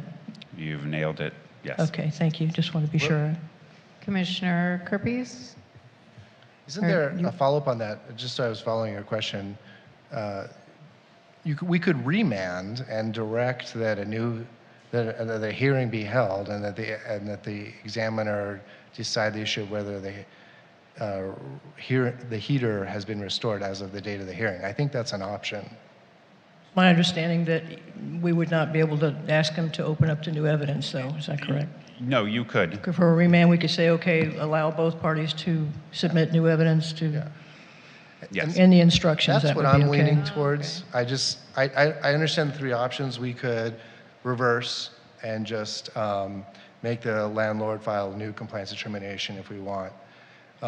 We could adopt the resolution and make the tenant file another RR application and start the process over. Or I think this is where I land, just to be fair to both sides. I know the tenant wasn't here, or the landlord wasn't here tonight, so maybe there is some evidence out there, but my gut says let's remand it. Let's direct that another hearing be held by the hearing examiner to determine compliance on the heater, and let the process play out that way. That would be my preferred way to do it, but if Commissioner Kirby wants to make, I understand the idea to overturn. To me, that's just a little bit, I'd rather stick with the process and do the remand and have it resolved through the current application. Commissioner Kirby? So I'm not asking for anything extraordinary. What I'm saying is let's make this record as clean as possible. We all agreed, and tell me if you disagree with me, but there was no evidence to show, you remove that agreement, there's no evidence to show that the heater was fixed. Do any of us believe the heater was fixed? I don't know. I'm not there. That's why I want to give the landlord a chance. Do any of us believe that the as heater of was the fixed? hearing, as of the new hearing date, to provide that evidence, if it exists? I don't feel comfortable going out But and there's saying. nothing that prevents the landlord from doing a compliance hearing. There's absolutely no difference. There's no harm to the landlord. What this does, if we remand it, it prolongs this case even longer. And we know that they deserve their $92 rent. I disagree. I feel because they didn't have the I'm not hearing. finished yet. That's So- my point. I don't think you can just go There's out there no and say we evidence. know this to be true or All not right, true. I'm going to give you guys So I'm a gonna break. make a motion. I'm I'm going gonna to make give a you guys a motion. break for a minute. I think, Vice Chair, did you? Can I make a motion? Yeah. I'm just going to make a motion to reverse the compliance determination. Period. Okay. Do we have a second? I'll second. Okay, Madam Secretary, may we please? Commissioner Bass, Aye. Commissioner Copeland, Sorry, this is still not working for me. So there are no second motions, or would that, if there was one? No. I mean, yeah, we We can amend the motion? We started voting though, but Yeah, we just started. I'm okay with. We can see where the vote lands, and then we can do a second one if that one doesn't carry. Okay, I didn't know if there was going to be a second one to remand or not, how we were leaning, but if you want to take a vote, before finding out if we have a subsequent motion, is that what you want to do? Do you Madam want to straw Secretary? poll that Yeah. first? can you repeat it, please? Yeah, all right, let's see where people, do we have does anybody have a second motion, I guess? Let's. I mean, I would prefer the remand with instruction to have a hearing and determine whether there was compliance with the heater issue. That would be my preference. I'm not going to necessarily vote no on the reversal, but I'm saying on the record that's my preference. I don't think it. So do we have, so it's between remand or reversal. I mean, it sounds like maybe we just vote on one, see if that carries, and if that doesn't, then we can have a second. Do we want to do the straw poll? I'm just curious what people think. Like, I don't care. It's not, I mean, right. it's not like personal. Which one? Okay, where we're Commissioner Bass, Top Chain, where are you? I'm in favor of reversing based on the discussion and the information from the legal counsel. I'd vote yes on either one, but reversal. Okay, that's not, okay. Okay, so then we can continue the voting based Continue with on. the motion. I'll make my motion. Yeah, go ahead and make your motion. Motion is to reverse the hearing examiner, or I don't know what I'm making. CD decision. Yeah, that, the compliance decision. Second. Okay, Madam Secretary. So we're ultimately continuing the vote. Yes, we're continuing the vote. So Commissioner Bass is I'm still a yes. perfect. Commissioner Copeland, Yes. Commissioner Kerpes, Yes. Commissioner Rory, Yes. Commissioner Topchin, Aye. Vice Chair McCafferty, Aye. and Chair Goldman. Aye. Okay, so the motion carries. I think it might be time for a recess after that. So let's take a few minutes. Have it 10 minutes, so it's 8:20. Do we usually do 10 or 5? 5. All right, let's do 5 minutes.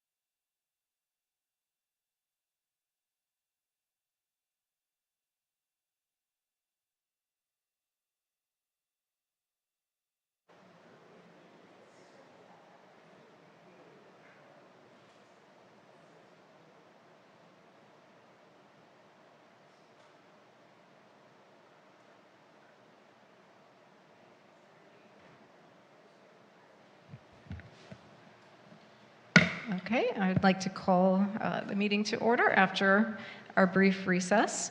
And we are going to have our next appeal, that is D-5091. Legal counsel, may we have a staff report? You may. Good evening. Again, Kellen Martz, legal counsel of the Rent Stabilization Commission.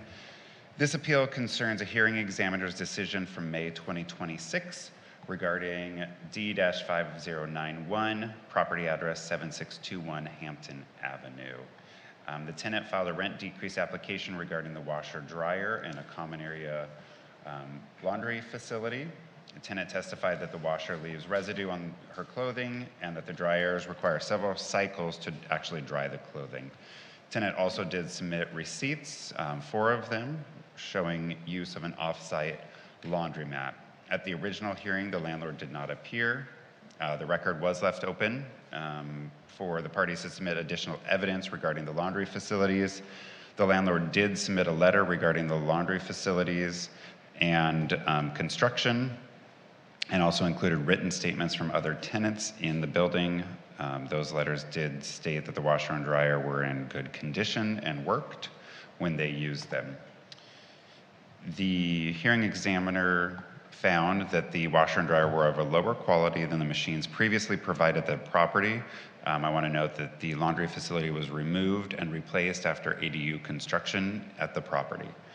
And in the decision, the hearing examiner found that the replacement washer and dryer were, because they were lower quality, it resulted in a substantial reduction in housing services and issued a $60 rent decrease for the washer and dryers.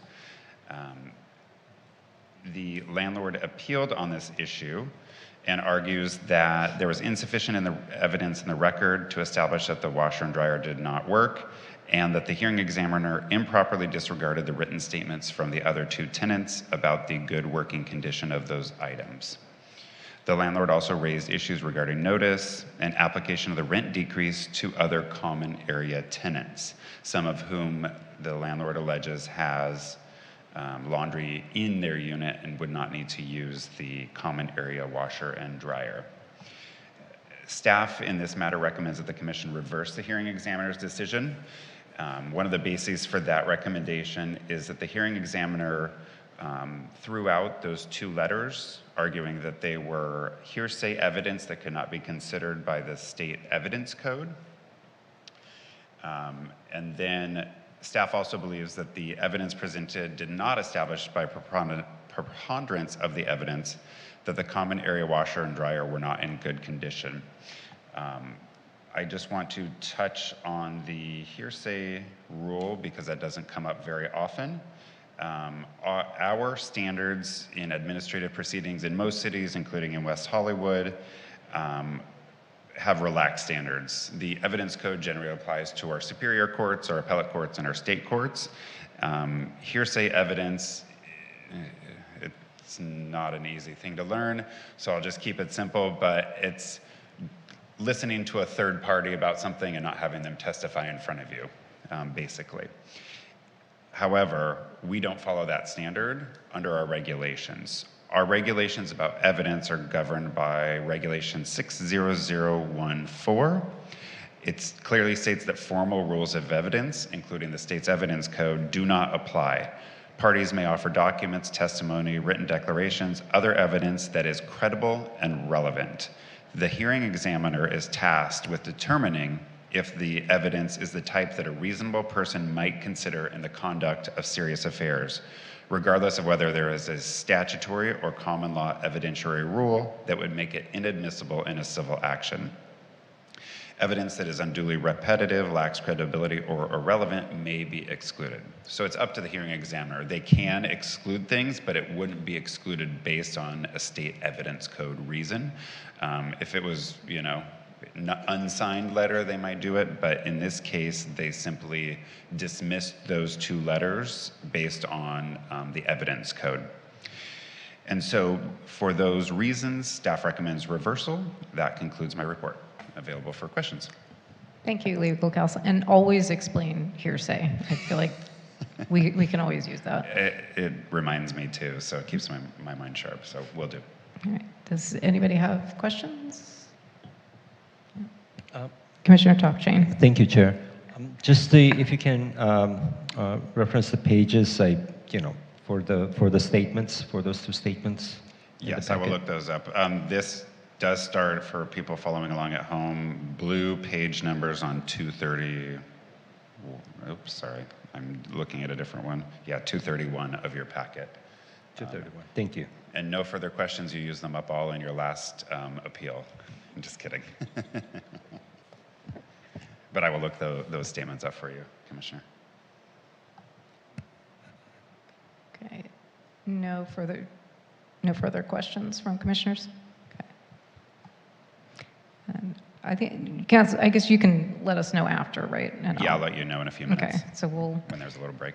we will proceed with the oral arguments portion. So, Madam Secretary, do we have a representative from the tenant and landlord?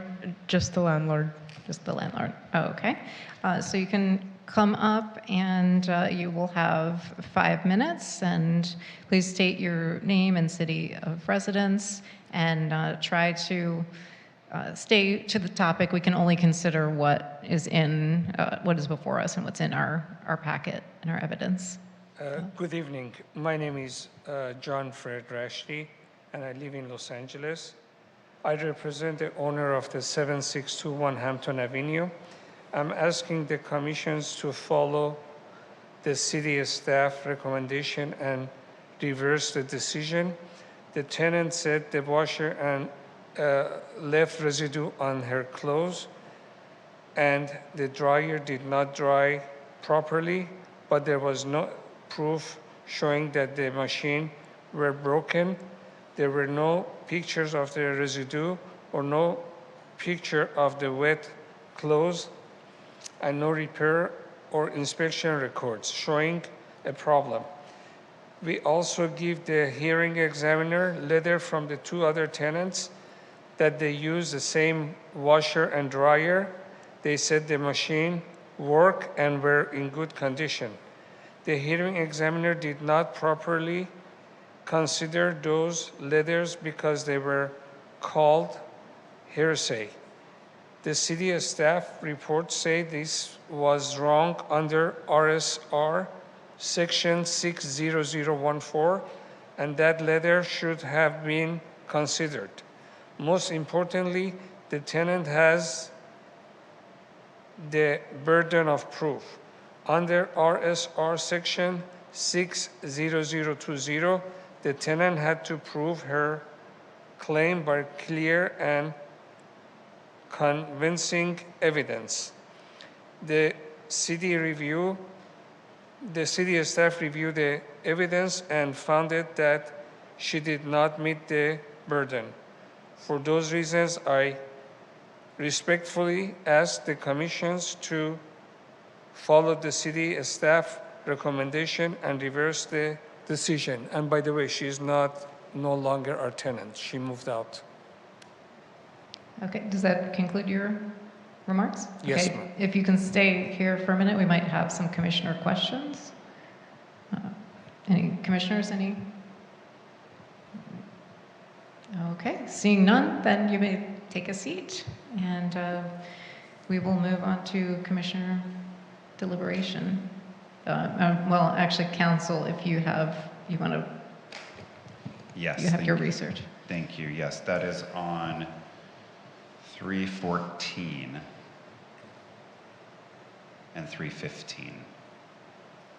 And it's right after a certificate of occupancy, which is 313 if you're looking, and it's just very short letters that say to whom it may concern on each of those.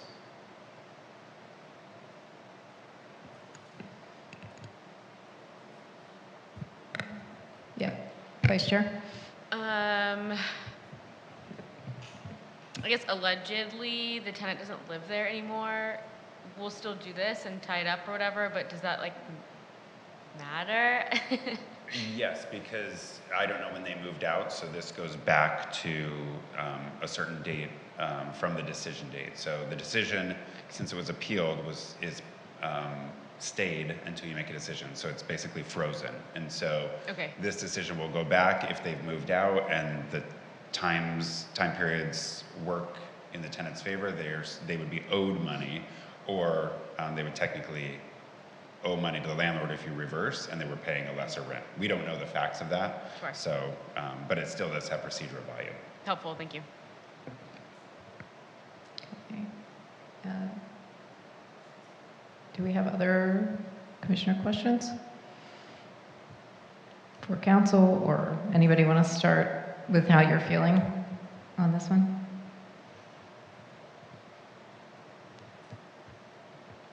Chair, On this one, yeah. Oh, sorry. Yeah, everybody raise your hand. Commissioner Topchain. Thank you. I don't have a question for the council. Just want to. I agree with staff's recommendation. I think the evidence, the decision is. I mean, the recommendation, the staff's recommendation is supported by the evidence, and I would believe that we should reverse the examiner's decision in this matter. That's quick. Thank you. I guess since nobody's, Commissioner Copeland. I agree with Commissioner Topchin. I think staff, in a nutshell, was recommending a reversal because of, based on both insufficient evidence presented by the tenant and the lack of proper consideration of the landlord's contradictory evidence, which would include those letters. And I also noticed in the packet that there was an inspection done, which they paid $192 for on page 248. And that company, Albee Appliances, did state that they were in good working order. So I don't see evidence in the record either of anything that would strongly state that, that there was damage being done to clothing or that it wasn't working properly. So I agree with staff on recommendation on this one. Thank you, Chair. Commissioner Kerpes. Yeah, I don't have a problem with what's being suggested to affirm or to go with staff's recommendation, but I do find it interesting that in the last case, people wanted to remand, and in this case, where there's actually evidence on both sides and just one piece of evidence wasn't considered, why we wouldn't remand. But I'm not opposed to, so that we remand saying, look at all the evidence, because clearly in this case they didn't. But I'm fine with reversing as well. I don't think that's going to change the outcome of what we believe. Yeah. Yeah, I think in this case, because there wasn't really a lot of evidence, maybe that's why we're thinking about it a little bit differently. Commissioner Bass. I agree with staff's recommendation as well. Nothing else to add. So it sounds like we might not have a lot of discussion on this one. We maybe are ready for someone to make a motion, unless other folks have strong feelings and you want to discuss further. Okay. Somebody want to make a motion then? I'll make a motion, Chair, to adopt resolution of the Rent Stabilization Commission 26-714, a resolution of the Rent Stabilization Commission of the City of West Hollywood reversing the hearing examiner's decision as to application number D-5091. And do we have a second? I'll second that. Okay, we have a motion and a second. Ms. Secretary, may we have a roll call, please? Commissioner Bass? Aye. Commissioner Copeland? Aye. Commissioner Kerpes? Aye. Commissioner Rory? Aye. Commissioner Topchin? Aye. Vice Chair McCafferty? Aye. Chair Goldman? Aye. Okay, so the motion passes. If the parties have any further questions, you can reach the Rent Stabilization Division at 323-848-6450 or by email at rsd@weho.org, or you may request an in-person appointment online at weho.org under the Services menu. Okay, so now we're going to move on to new business, and we have item 9A, the mid-year operational report. Ms. Rollins, do we have a presentation for the item? Yes. 1 second.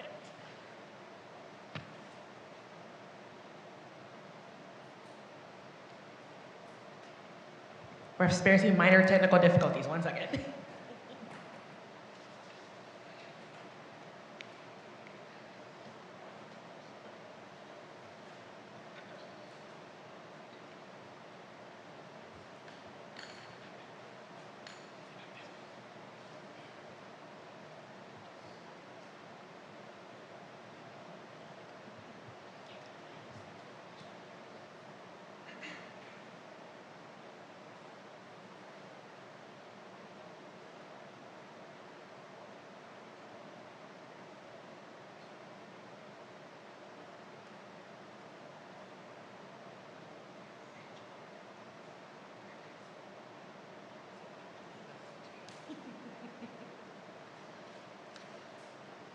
Okay, technical difficulties resolved. Okay, once again, good evening, Chair, Vice Chair, Commissioners. Leona Rollins, Rent Stabilization Manager for the City of West Hollywood.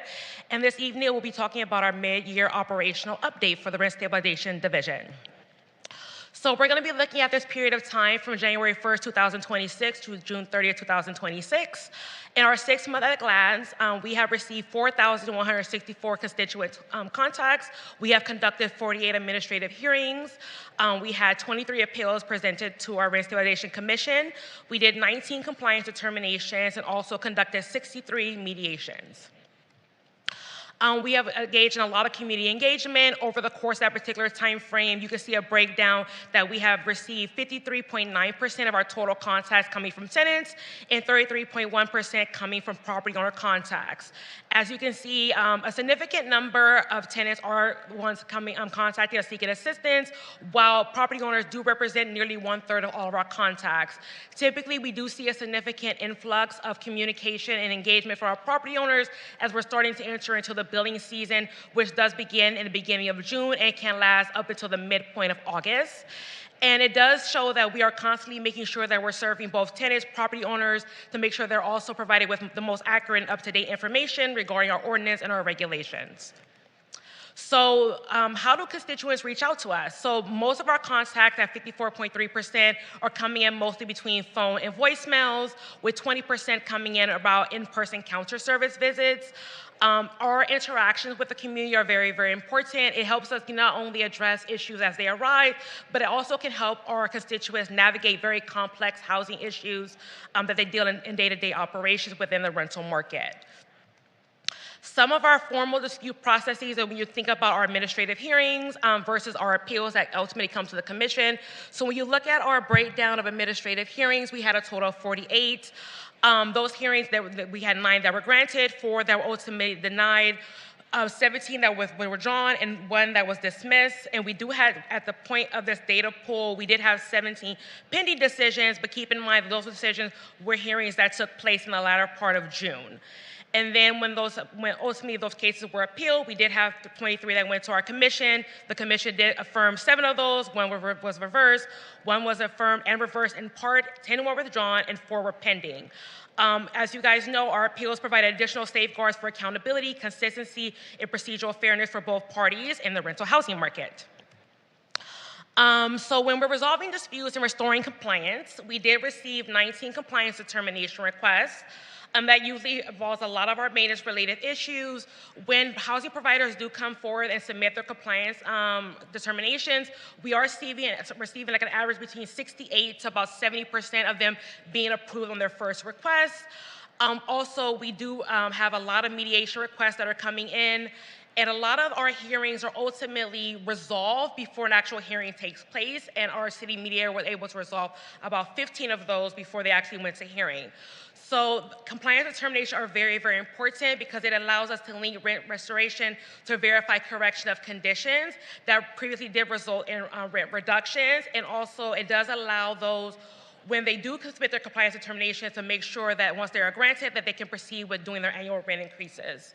Our mediations are a key component of our services because they help to resolve disputes before the need for formal adjudication, and often requires multiple contacts, numerous meetings, site visits, and ongoing coordination between city staff, property owners, as well as tenants. And then the division also facilitated mediation of approximately 10 appeals, resulting in 7 settlements before they were ultimately being presented to our Rent Stabilization Commission. So that's when we let you guys know the day of that actual meeting, those issues were resolved. So outside of all the work that we do in that regard, we also have to ensure that we're doing a number of administrative and regulatory workload work that includes, making sure that all of our online unit re-registrations are processed, that we're also making sure that we're keeping up to date with non-rent control unit re-registrations as required by a city council directive in 2023, making sure that we always have updated information regarding property information updates, public records requests, tenant habitability plans, and also making sure that anytime a tenant is served with a 3-day notice or an unlawful detainer, that those documentation is filed with our division. That is essential, so as soon as we receive a copy of a 3-day notice or an unlawful detainer, we then send communication out to the tenants to ensure that they're aware of what the actual process entails and that we give them appropriate referrals and information to guide them through that process from a legal standpoint. So ultimately, what does our mid-year data show? It shows that there's a continuous high demand for our services, making sure that we provide balanced services and resources to both property owners, tenants, managers, and the broader general public, that we offer a number of resolution paths through like education, outreach, mediation, and that also that we make sure that we are continuing to have the most up-to-date information and records in order to serve the community better. So as we look ahead to the final months of 2026, we will continue to monitor and collect all these data points. We'll use this information to be able to look at emerging trends and assess whether or not we need to make any adjustments on our administrative operational sides. We'll continue to report these information for transparency and policy discussions. And then we'll just make sure that we continue to provide excellent customer service to the constituents of the city of West Hollywood. And I'm available for any questions or comments. Thank you. Wow, you really do a lot of work, so thank you for that. Before I open it to the commission, I'm gonna ask Ms. Secretary, do we have any public comments on this? Not at this time. Okay, so we'll open it up to commissioners for questions for Ms. Rollins. Commissioner Kerpes. Excellent report, very busy. Very busy. Can you pull up slides? So the two slides I want to kind of compare with each other. Back, right here. So we have, can you go forward one more? I forgot my question. This one? No, the forward one more. This one? Yeah, 19. So, okay, so I'm looking at the compliance determination requests, and if you go back to the previous slide, so compliance determinations, don't those occur in more situations than just administrative hearings? Or do they only occur as a result of administrative hearing? Compliance determination only occur as a result of an administrative hearing. So if once the administrative hearing has taken place and there is subject to a rent reduction tied to an outstanding maintenance issue, once that maintenance issue is resolved, that's when the housing provider then can come back and do a compliance determination. There was an assumption before that it was like a one-to-one. It's not a one-to-one. When you look at historical data for our division, you're noticing that not most, I won't say most, I'll take that back, we can. I will say a significant number of property owners, once they're subject to a rent reduction, do not file for a compliance determination, which is why we have several properties throughout the community that have been subject to rent reductions for 1, 2, 3+ years at this time frame. Okay, and I guess administrative hearings don't always necessarily result in a requirement of a determination. Which is correct, yes, because a lot of time it's that, we can have an administrator here for making sure that we confirm what the actual maximum allowable rent is, if it's like a rent overcharge. Only the ones that have rent reductions tied to outstanding maintenance issue, whether in the unit or in a common area, will require a compliance determination to restore the actual rent. Okay. And then there's one other question. You said 3-day notices. So how do we contact, when we receive a notification, 3 days is not only 3 days. So 3-day notification, we receive it. I'm assuming that we receive it either probably right after the tenant receives it. So how do we communicate with the tenant in a timely manner? So typically what has happened over the last several months is that before what would happen is that they would draft their notice, they would serve it, and then they would provide us with information. What's been happening is that a lot of property owners have now decided that in order to ensure that if they decide to take legal action against their tenants through the unlawful detainer process, that they won't serve them until we stamp it. So we'll stamp it as received for our records. We then send out notification to the tenants of saying, hey, it's basically like a template form letter. We got this notification. This is what's going on. BedSetic, legal services, mediation services, so on and so forth. And that's when it proceeds. Because we have seen a lot of unlawful detainers, once they go forward, if they don't have proof that the city was actually served with it, then a lot of times the judges will decide in favor of the tenant and they have to start the process all over again. So do we serve that notice or do we put it in the mail? So the notice is usually hand delivered to the city, or we actually get it via email communication. No, I mean when the city contacts the tenant. Oh, we send out mail and email. That's why it's so important for when, not only for tenants to notify us when they move into a new unit, but also when we send out information for re-registration, that they actually complete the documentation and send it back to us, because we're able to log on that information and help us distribute information a lot quicker to them based on the information that we have in our actual records. And tenants re-register? So when you move into a property, your landlord has 30 days to re-register their unit. They send us re-registration, documentation, tenant, rent, they moved in, all their amenities. We then send communication back out to the tenant saying, can you please verify all this information? Because that's what we end up recording in our record to what we set the base MAR at for that particular unit. A lot of times tenants will come back and say, well, first of all, that my rent is not $2,500, actually it was $2,350. Yeah. So we have to verify all that information. If they do not get back to us within 30 days to verify that information, we then will just proceed to update our records to reflect that that's the information we have. It will just notate our records that we never received a response from the tenant. Gotcha. All right, thank you. Commissioner Copeland? And thank you again for the information, as always. Of course. You mentioned BedSetic that provides wonderful service for our residents. So there, you said there's a template, there's something they're sent out when the 3-day notice goes out, so it's not waiting for an unlawful detainer or any of that. So do we have any idea how many residents actually use those services, or? Through BedSetic? Right. Yes, so there's a lot of collaboration between the Stabilization Division and BedSetic. Typically, they're reaching, so basically it depends on the circumstances, but either we do a direct referral to BedSetic on behalf of the tenant, or BedSetic will say, oh, we have a tenant that came to us. Do you guys have a copy of the 3-day notice that they were served with the unlawful detainer? We'll verify that information. And then there's this collaboration back and forth between two parties, because sometimes once they file their answer, depending on the circumstance of the case, it may not always be in the best interest of the tenant to go forward with the eviction process, going through the trial. So that's when they'll reach out to us, and then Rob, our city mediator, will try to mediate the situation, which not only benefits the tenant, because we're trying to keep them housed in a rent-stabilized unit, but also we have the argument in the position, it also benefits the landlord, because it's very expensive to go through the full unlawful detainer process. So we're able to help them come to an amicable resolution so that both parties can leave the table, being happy. That's the ultimate goal. Right. I know this is sort of off subject, but as far with our legal services, I believe one of the things that we added to when we updated our tenant harassment was to offer services for tenants as well with that. Whereas before, if there was something, civil suit or whatever needed to be filed, they were on their own, and normally tenants didn't have the means to do that. So I think that's something that we also and for offer. tenant harassment complaints, before they were initially, once you submitted a complaint, it was immediately referred to our city prosecutor, because at that particular time we didn't have an in-house staff attorney. Now we have an in-house staff attorney who you met a couple months ago, who then does the initial investigation, collects the documentation, interviews the parties, and then once the case has been built, is then transferred to our city prosecutor for him to then pursue a criminal or civil complaint against that housing provider for violations of our ordinance. Right. Okay, thank you so much. Appreciate the information, as always. Any other commissioner questions? You have one more, Commissioner Kirby? One more on the formal dispute process, this slide. Yes. So I'm looking at administrative hearings, 48, and pending, or I'm sorry, withdrawn 17, so I subtract 17 from that.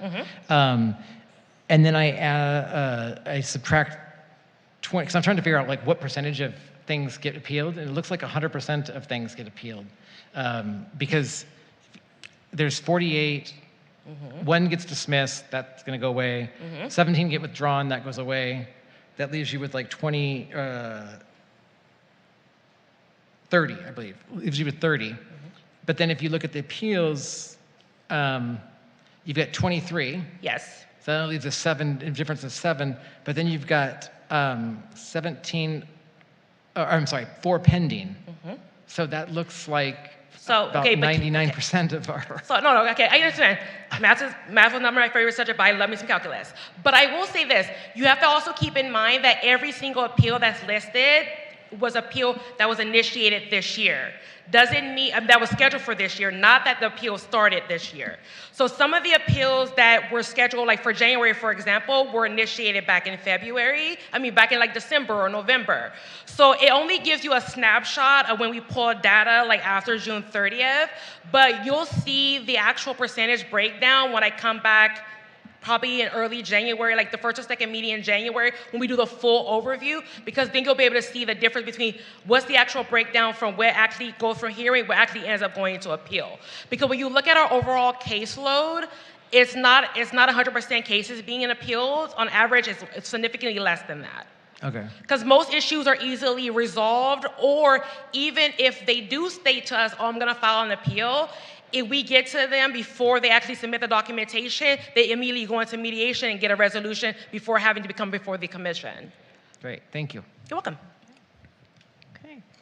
Does that conclude our commissioner comments, questions? Looks like it. And thank you, as always, for an excellent presentation. The amount of information that you have in your head and that you're able to just answer us it never ceases to amaze me. So thank you. Thank you. For that. And now we're going to go to items from staff, which I guess is back to you. That's back to me. Okay, so I remember at our last meeting, we talked about our rent stabilization update. We have a total of 4 sessions that have been scheduled throughout the month of September. We are right now waiting for our communications team to finalize our Engage WeHo page. But just an FYI, next Wednesday, September 2nd, from 6 to 8 p.m. at Kings Road, we'll be having our first in-person tenant session. The following week, on Wednesday, September the 9th, we'll be having our virtual session for landlords. That is going to take place from 3 to 4:30 p.m. on Zoom. Wednesday, September 23rd, we'll have our virtual session for tenants, which will take place via Zoom from 12 to 1:30 p.m. And then finally, our last session for in-person for landlords will be on September 30th, 6 to 8, Kings Road Park, in person. So we hope that as many people in our community come out. So we're looking for comments, suggestions, feedback, and we start to do a really deep dive into making the changes to our rent stabilization ordinance and regulations. And we would love for the community to be a part of this discussion. Thank you. Thank you. And will there be mailers going out? Or it's going to be a whole big push. Thanks to Josh and Aaron in communications, yes. Okay, excellent. And people, don't throw your mailers away, especially from rent stabilization. They're important. Any commissioner comments, questions? Commissioner Topchain. Thank you, Chair. Just kind of a follow-up. I forgot to ask you, Madam Manager, and thank you for the report, by the way. As always, was great. Regarding the reduction of services valuation guidelines, where we're standing at with that? So I didn't see in a calendar, look-ahead calendar. Yes, actually, let me pull the date for you. So the valuation guidelines update, we have a meeting scheduled, I believe, in 2 weeks from Tuesday with our ad hoc committee, and that is scheduled to come to the commission as a full package. It will have 1 item for the valuation guidelines and 1 item for our RSO update. We are tentatively are scheduled for October the 8th. Yes. Thank you. We're fingers crossed that we're going to get over the finish line by October the 8th. Yes. All right, thank you. Commissioner Kirby? Yeah, and I don't have it here in front of me, but I do want to tell people that I believe the county just announced, it's actually in the middle of the process, so some of them are closed, but they have a list open for seniors. Do you know more about this that you maybe want to share? Thank you. Yes, so the County of Los Angeles is the housing authority. It's called the Los Angeles County Development Agency, LACDA. LACDA has opened up their Section 8 Housing Choice Voucher waiting list. For more information, I just spoke to their manager today, so give me 1 second to pull up her the website. Sorry. Oh, perfect. Thank you. Look at Callan, teamwork. So yes, so their wait list is going to be open through September 16th, 2026 at 5 p.m. Everything is going to be available on their website. So if you are interested in being added to the Section 8 Housing Choice Voucher waiting list, please, please, please submit your information. Even if you believe that you're already on the list, it's always best to make sure they have all your up-to-date name, contact information, and current household income. So please go ahead and submit your information. That will allow you to not only live in the city of West Hollywood with a Section 8 voucher, but all throughout the county of Los Angeles as well. Thank you. Thank you. That was an important one. Okay. And so if we're concluded there, then we can move to public comment. Do we have any public comment? None at this time. Okay. All right. So now we'll move on to items from commissioners. Oh, well, all right. Well, we did your item. Commissioner Rory. Just wanted to say I won't be here at the next meeting, and thank you for wrangling us tonight. Okay. Thank you. Commissioner Topchain? Thank you. Just want to comment on the children's book, the book fair that I went this last Sunday. It was well organized. It was a great turnout, although it was really super hot. But I don't know, I didn't count those vendors, but probably there were 100 vendors, or could be even more. I mean, the West Hollywood Park was very busy. There was a lot of children there, families, despite the heat, and a lot of vendors, authors, publishing companies, some other vendors. Was really awesome. It was great fun to be there. So thank you, the city, whoever organized, whoever put together this wonderful event. Okay. Commissioner Bass? I just wanted to staff and to my colleagues, I apologize that I've been running late recently, and I will do better. I just wanted to apologize since I've been running late and do it publicly there. Thank you. And you will be doing the pledge every time.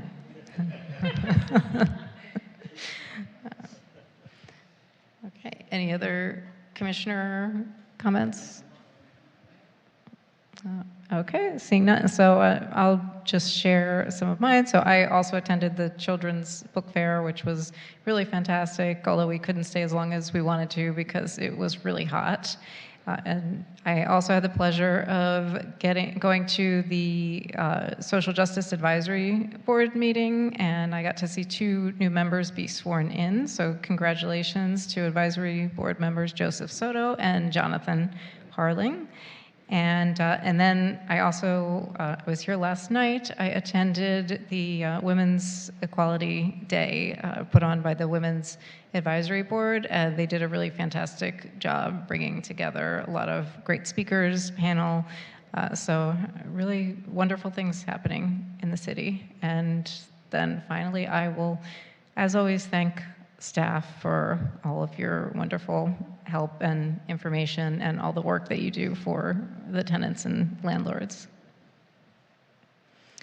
Okay, and with that, this meeting is adjourned to the next regularly scheduled meeting of the Rent Stabilization Commission to be held on September 10th, 2026 in West Hollywood Park Public Meeting Room, Council Chambers.